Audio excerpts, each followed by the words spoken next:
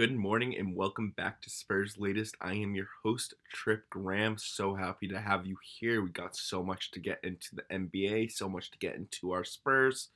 The best reality show on television, the NBA, is in full swing in the second half of the season. So let's get into it. Got so much to talk about. At first, what a time to be a Spurs fan. The Spurs are going for their 10th straight victory against the Raptors tonight after a crushing defeat against the Pistons the other night. We are rolling more than any team in the league. We are the absolute number one seed. If we can keep this up, only a couple games behind the Thunder at this point, and we are cruising right now. Now, there's a few things going into this right now. Obviously, number one is Wemby's high play. Wemby's high play is just absolutely crushing teams in the post.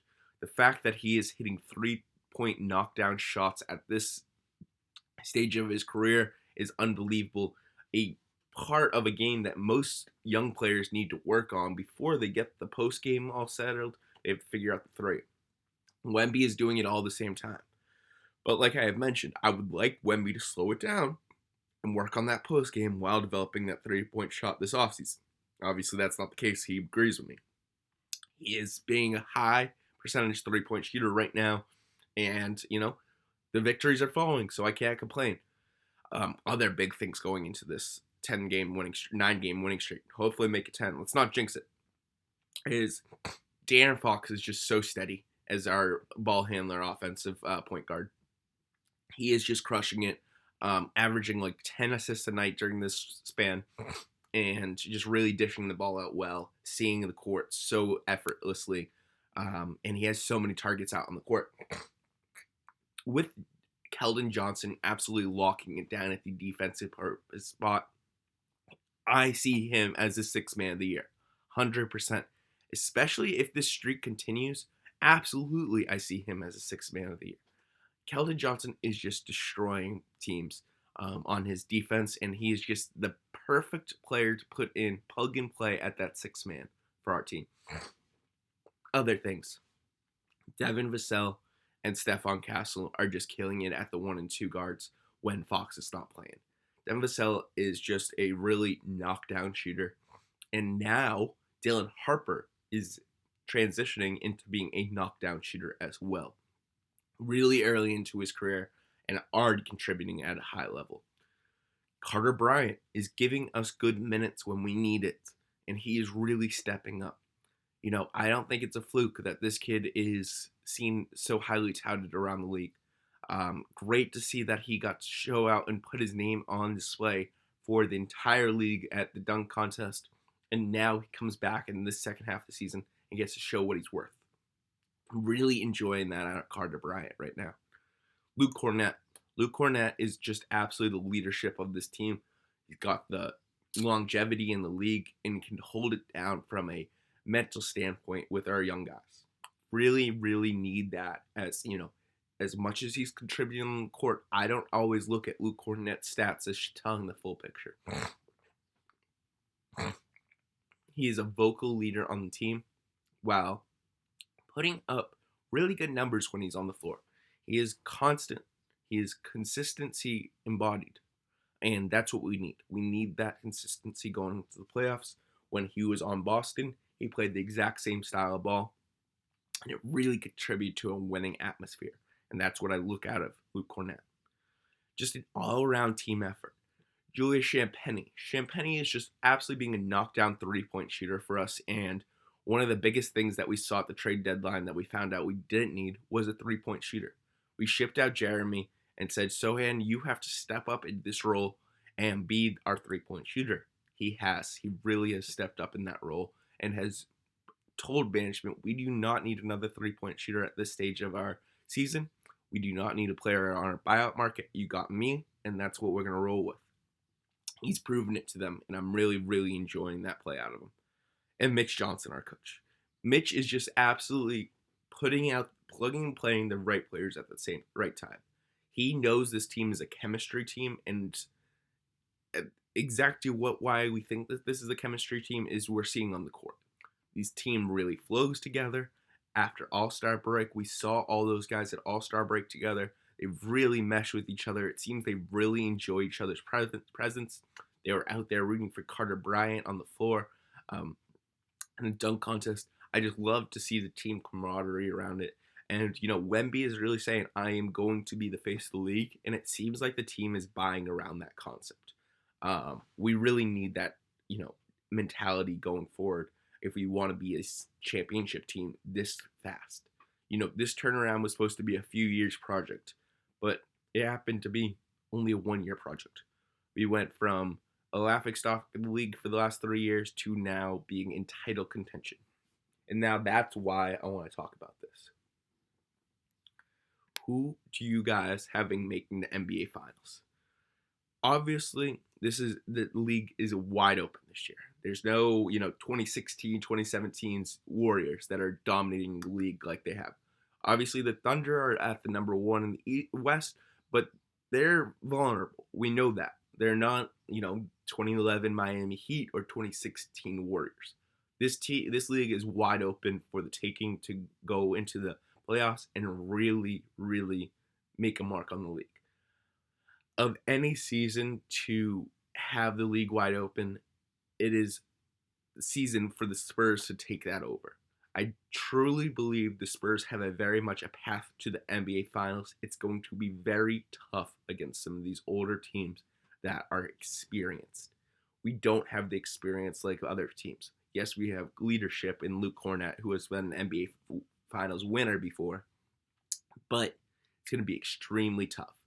Obviously, the Thunder know how to win now. They've been there. They won it. It's not until you know how to win that it becomes that pressure is taken off.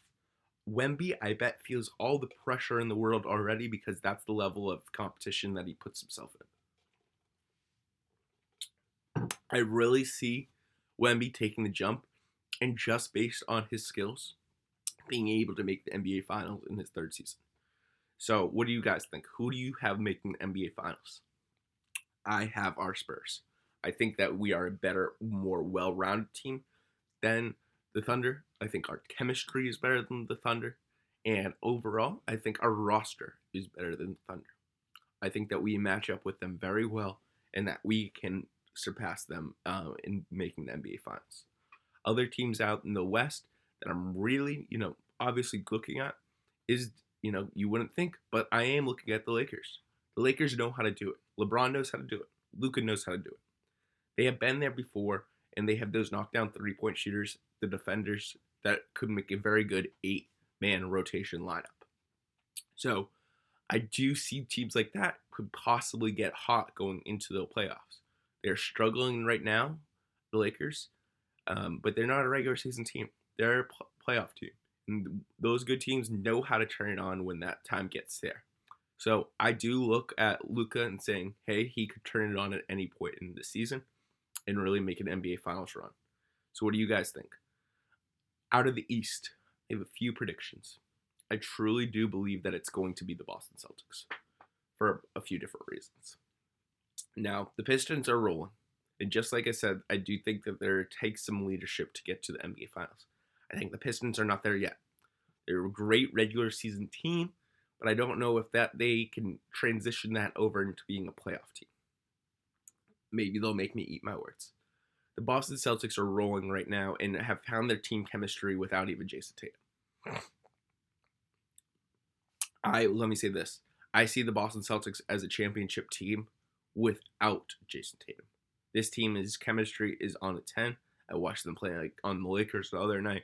They made the Lakers be a bunch of crybabies, and the Boston Celtics are rolling. Last night, I did hear that Jaylen Brown didn't even play, and they were even able to get another clear, decisive victory over the Suns. This team is full of dogs. Peyton Pritchard and Derek White are two unbelievable players that I could see carrying that team to the NBA Finals. Jaylen Brown is an MVP candidate. If they get the number one seed, I see Jaylen Brown winning the MVP this season. Absolutely. So who do you guys having make the NBA Finals? Because there is teams like Detroit that have all the talent in the world. Thunder have all the talent in the world. I just personally do not see it this season. I think it will be Spurs versus Celtics in the NBA Finals this season. I don't think it's teams out of the East, it's the Cavs. You guys heard what I think about James Harden. I think James Harden is not built for the playoffs. He's a regular season merchant that loves the awards, loves the stats, but cannot win basketball in a meaningful manner. He is obviously one of the best regular season players of all time.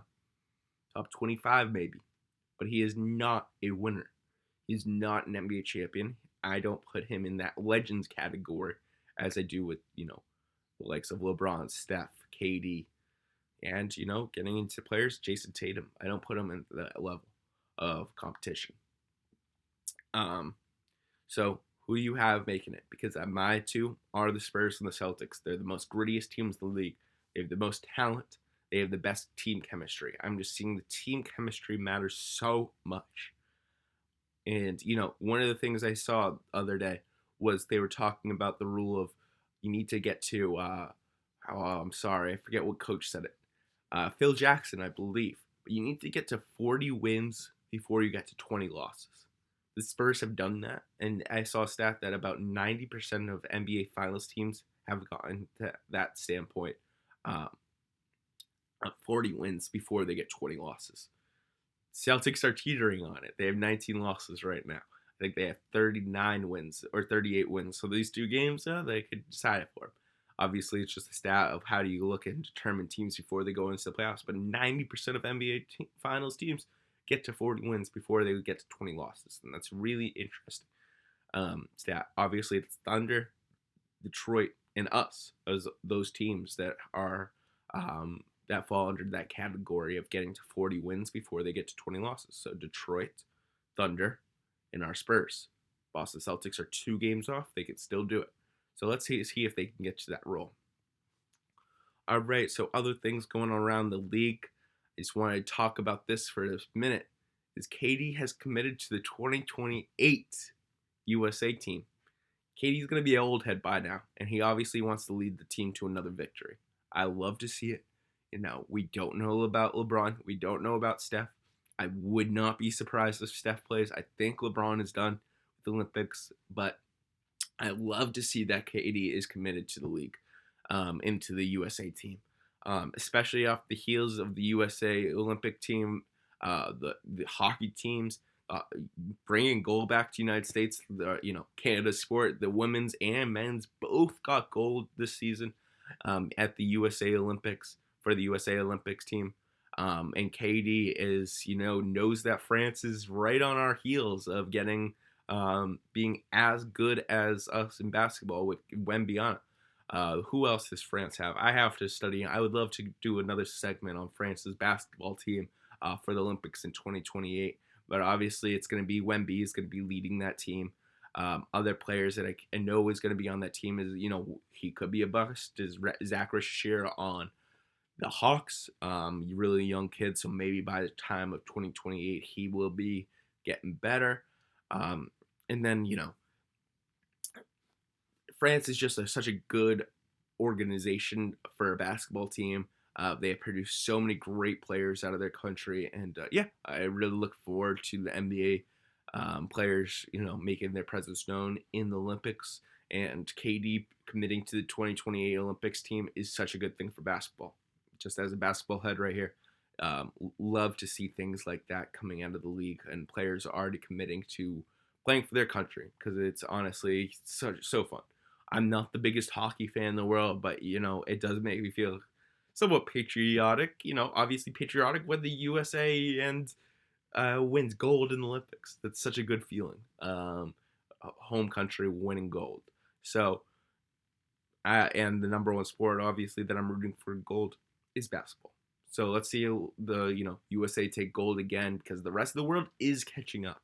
Absolutely, Luka's, Jokic, Wemby. I mean, the rest of the world is truly catching up. Canada has a good basketball team, truly.